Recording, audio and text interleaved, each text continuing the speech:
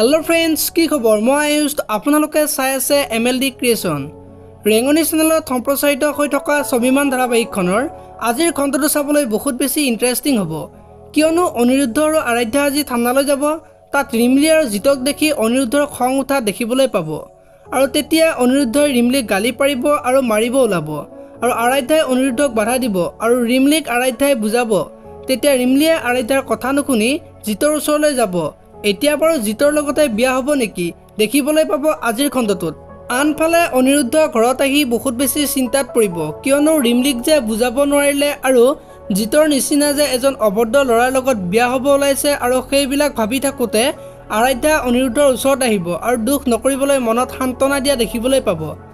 আনফালে ৰিমলিৰ মাকে ৰিমলিৰ কথাবিলাক কাবেৰীৰ লগত আলোচনা কৰিব আৰু ৰিমলিৰ মাক বহুত বেছি ভাঙি পৰা দেখিবলৈ পাব আপোনালোকে স্বাভিমান নামৰ ধাৰাবাহিকখন চাই কেনেকুৱা পায় কমেন্ট কৰি জনাব আৰু যদি আপোনালোকে এতিয়ালৈকে ভিডিঅটো লাইক কৰা নাই লাইক এটা কৰি দিব আৰু এনেকুৱা ধৰণৰ ভিডিঅ' মই পাই থাকিবলৈ চেনেলটো সাবস্ক্ৰাইব কৰি বেল আইকনটো প্ৰেছ কৰি দিব ধন্যবাদ।